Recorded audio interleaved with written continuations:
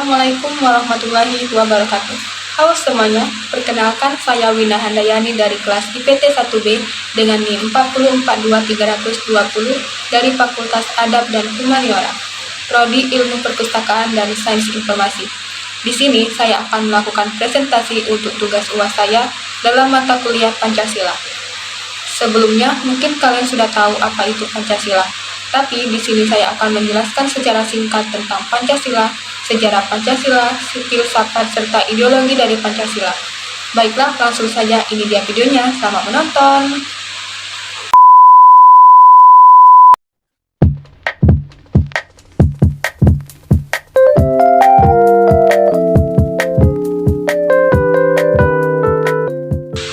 Pancasila adalah dasar negara Indonesia. Nama ini terdiri dari dua kata dari bahasa Sanskerta. Panca berarti lima dan sila berarti prinsip atau asas. Pancasila merupakan rumusan dan pedoman kehidupan berbangsa dan bernegara bagi seluruh rakyat Indonesia. 5 ideologi utama penyusun Pancasila merupakan 5 sila Pancasila. Ideologi utama tersebut tercantum pada alinea keempat dalam pembukaan Undang-Undang Dasar 1945 yang berbunyi, Ketuhanan Yang Maha Esa, kemanusiaan yang adil dan beradab, persatuan Indonesia, kerakyatan yang dipimpin oleh hikmat kebijaksanaan dalam permusyawaratan perwakilan, serta keadilan sosial bagi seluruh rakyat Indonesia. Sekalipun terjadi perubahan isi dan urutan, 5 sila Pancasila yang berlangsung dalam beberapa tahap selama masa perumusan Pancasila pada tahun 1945 sehingga tanggal 1 Juni diperingati bersama sebagai hari lahirnya Pancasila. Karena Pancasila merupakan alat pemersatu bangsa, dengan lahirnya 5 sila tersebut, Pancasila dapat menyatukan masyarakat dengan segala perbedaan yang ada.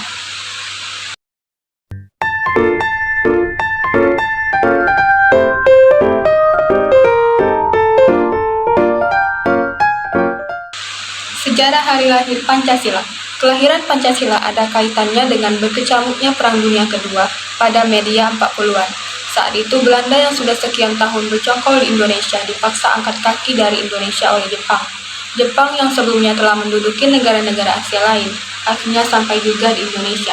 Pasca diusirnya Belanda, Jepang mulai menyambut berbagai kebijakan yang salah satu tujuannya adalah supaya mereka dapat memenangkan perang melawan pihak sekutu.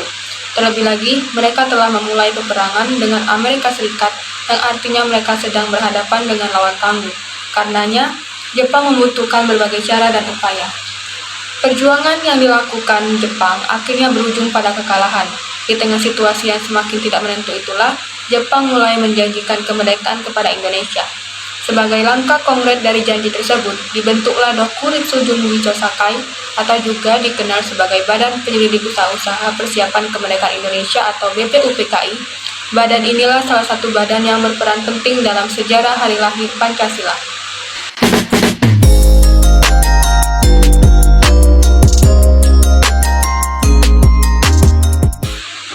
BPUPKI dibentuk dengan tujuan untuk menyelidiki hal-hal penting berkaitan dengan kemerdekaan Indonesia sekaligus menyiapkan rencana kemerdekaan juga. Dalam menjalankan perannya, BPUPKI menggelar rapat atau sidang sebanyak beberapa kali atau lebih tepatnya 2 kali sidang besar. Pada sidang pertamanya yang berlangsung dari tanggal 29 sampai 1 Juni 1945, salah satu agenda yang dibahas adalah perihal dasar negara Indonesia. Dalam persidangan itulah Pancasila yang pertama kali diusulkan oleh Insinyur Soekarno dirumuskan oleh para bapak bangsa. Tentunya usulan Soekarno tidaklah serta-merta begitu saja diterima oleh para peserta sidang. Terdapat perbedaan pandangan antara beberapa pihak. Perbedaan pendapat tidak hanya dalam hal dasar negara, melainkan juga dalam hal bentuk negara dan hal-hal krusial lainnya.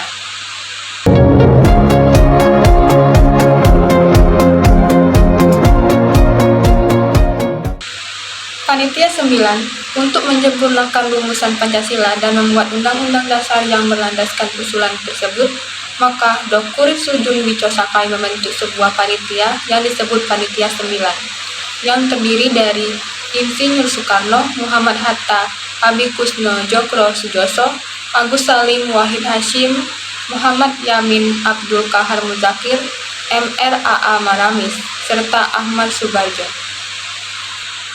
Kesembilan tokoh inilah yang akhirnya menyelesaikan pembahasan mengenai dasar-dasar negara tersebut, juga Pancasila yang mana menjadi bagian penting dari sejarah singkat hari lahir Pancasila. Pembahasan dasar negara ini selesai pada tanggal 22 Juni 1945 yang kemudian dikenal dengan sebutan Piagam Jakarta atau Jakarta Charter. Setelah melalui berbagai proses persidangan, Pancasila akhirnya dapat disahkan pada sidang PPKI tanggal 18 Agustus 1945 dan disetujui serta dicantumkan dalam Mukadimah Undang-Undang Dasar 1945 sebagai dasar negara Indonesia yang sah. Sebelumnya, BPUPKI telah dibubarkan dan digantikan dengan PPKI karena dianggap masih milik Jepang. Lalu dilanjutkan dengan PPKI yang bertujuan untuk menyempurnakan rumusan Pancasila yang tercantum dalam pembukaan Undang-Undang Dasar 1945.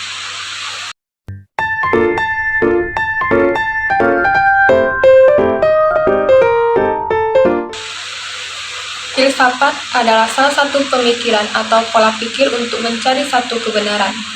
Filsafat rasionalisme atau logika adalah aliran filsafat ilmu yang berpandangan bahwa otoritas rasio atau akal adalah sumber dari segala pengetahuan.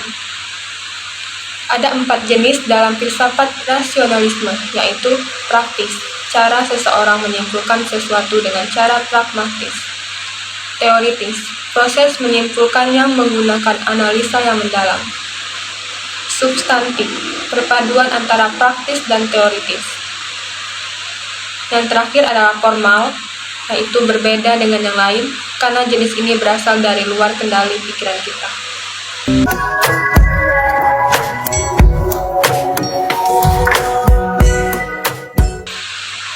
Ideologi Pancasila adalah dasar falsafah negara Indonesia yang terdiri dari 5 prinsip pokok, yaitu ketuhanan yang Maha Esa, kemanusiaan yang adil dan beradab, persatuan Indonesia, kerakyatan yang dipimpin oleh hikmat, kebijaksanaan dalam permusyawaratan perwakilan, dan keadilan sosial bagi seluruh rakyat Indonesia.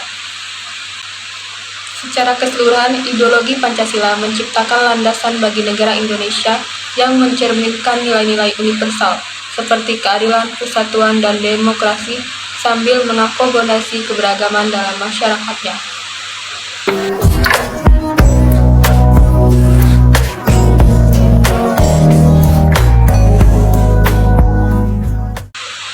Trisila dan Ekasila adalah Pancasila yang jika diperas akan menjadi gotong royong. Inti gotong royong yaitu saling bahu-membahu untuk mencapai tujuan yang sama. Cara untuk mencapai tujuan bersama yaitu dengan peran masing-masing, dengan konsep Bhinneka Tunggal Ika atau berbeda-beda tapi tetap satu. Ada 4 jenis yang membuat kebenekaan Tunggal Ika terancam, yaitu prejudis, prasangka, stereotip, penilaian berdasarkan kelompok sosial, ekosentris, terlalu bangga atau sombong, diskriminasi, yang paling membahayakan karena melalui tindakan seperti bullying. Pola pikir individu. 1. Dogmatis adalah pandangan yang bersifat mengikuti atau menjabarkan suatu ajaran tanpa kritik sama sekali. 2. Skeptisis adalah sikap mempertanyakan atau mencurigai segala sesuatu karena adanya keyakinan bahwa segala sesuatu bersifat tidak pasti. 3. Relativis adalah filsafat yang tidak mengakui nilai absolut atau kebenaran. 4.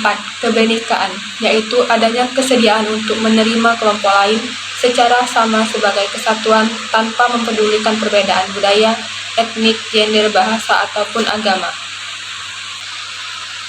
Berikut salah satu contoh filosofi gotong royong dalam berperan sebagai mahasiswa atau pelajar, seperti belajar bersama, di mana seorang pelajar atau mahasiswa berusaha menyelesaikan materi yang sulit secara bersama-sama sampai selesai, serta melakukan implementasi ilmu sebaik mungkin. Baiklah, mungkin itu saja yang bisa saya presentasikan dalam tugas ini. Apabila ada salah kata atau gelar, saya minta maaf. Saya Wina Handayani dari kelas IPT 1B, pamit undur diri. Sekian, terima kasih. Wassalamualaikum warahmatullahi wabarakatuh. Bye-bye.